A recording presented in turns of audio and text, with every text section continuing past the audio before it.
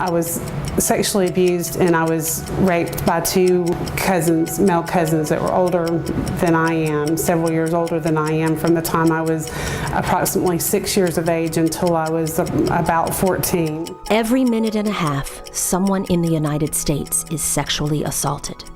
80% of sexual violence victims are under the age of 30, and almost half are under the age of 18. I was also raped by a teenage boy in my neighborhood on one occasion that I remember, and then I was sexually assaulted by two teenage boys from my church. Sexual violence is the fastest growing violent crime in the United States. Victims of sexual assault are more likely than any other to suffer from depression, post-traumatic stress disorder, and more likely to abuse alcohol, drugs, and contemplate suicide.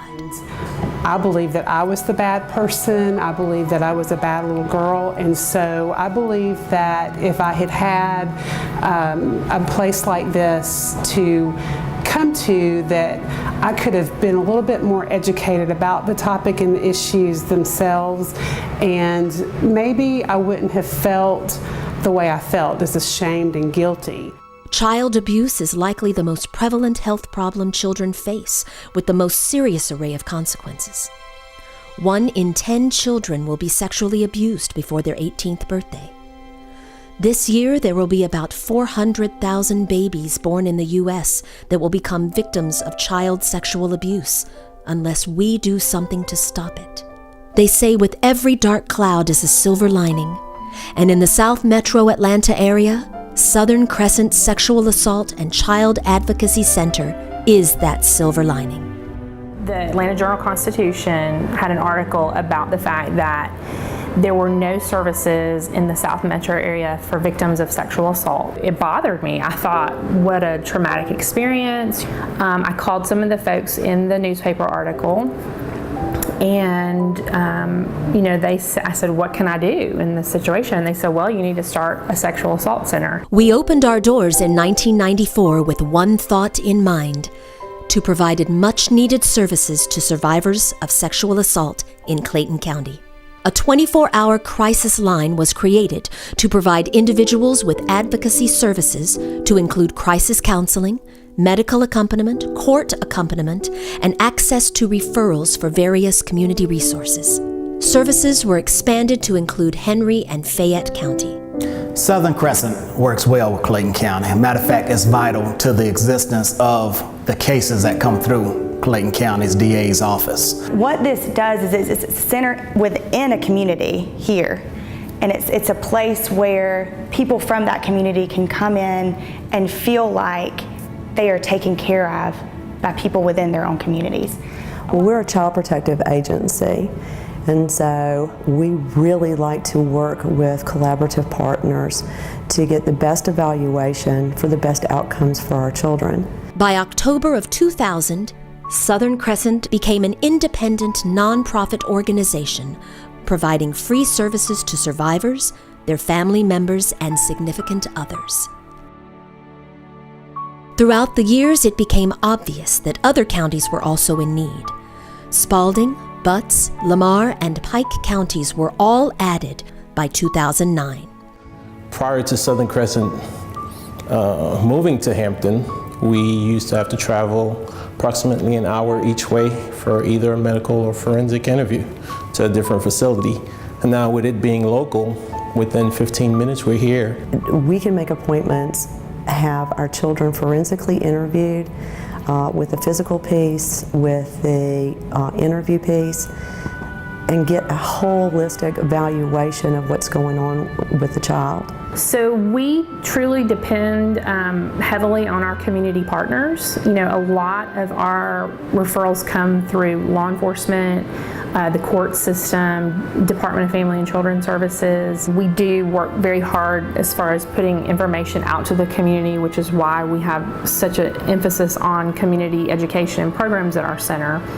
And we try to make sure people know about our 24-hour crisis line and know that they can get help if they need it. Southern Crescent benefits the community in a number of ways. Again, they go out into the community and provide public awareness, educational information about sexual assaults. It's unfortunate any time that you have a sexual assault to happen. But when you have a professional organization such as Southern Crescent that is able to provide a service and make the people feel more comfortable, that's exactly what we want in Clayton County. The fact that victims have this place within their own community to come in and come through these doors and see a warm environment, I mean, it's everything a community should be proud of. Fighting sexual assault and assault and crimes against children starts within the community.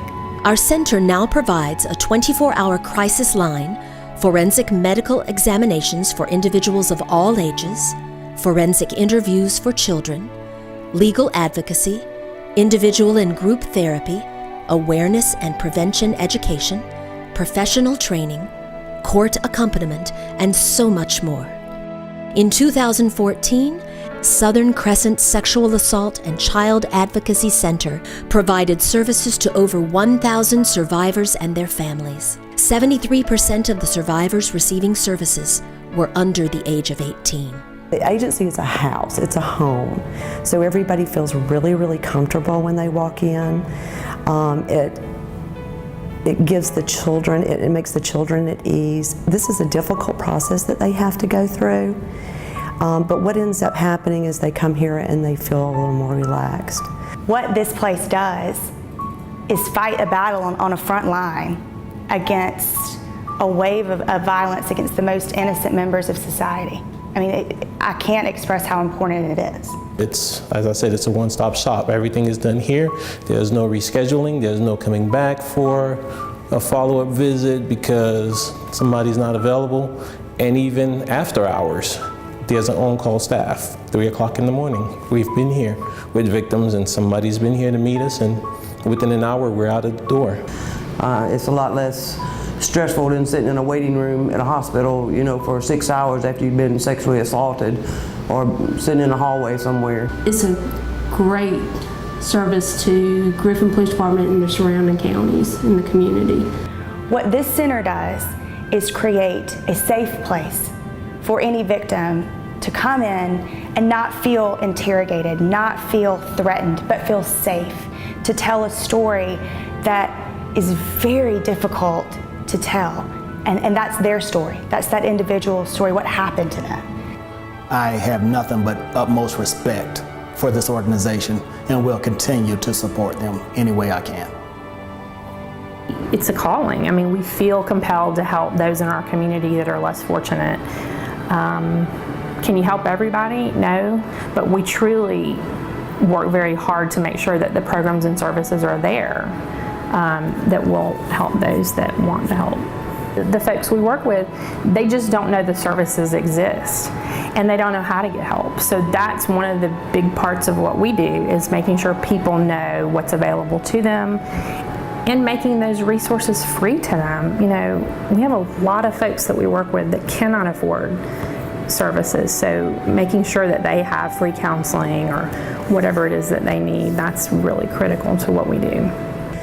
We all need to support it if we're going to take care of our families and children.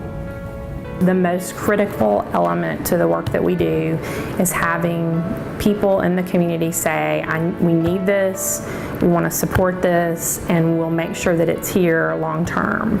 If no one cares, nothing's going to be done, and somebody's got to care. And that's so important that somebody cares, because these children need somebody to speak up for them and be a voice for them. It is something that the children need to know what's okay in their relationships with individuals and what's not okay, and being okay to talk about those things with others. A lot of people don't like to recognize child abuse, child molestation, rape, sexual assault against the young and the vulnerable within their own community, right? It's a blemish on that community, but it happens, and it's there, and it's in every community. And very few people stand up and give those victims a voice. Very few people stand up and fight for those victims, and this center is doing that. So by supporting this center, you can fight for the victims that have no one that fights for them, and you can support them by supporting this center, because that's what this place does, is support those that desperately need support. Our dedicated staff work daily to provide quality services to children, adolescents, and adult survivors, and continue the effort to reduce the incidence of maltreatment and sexual violence among our community.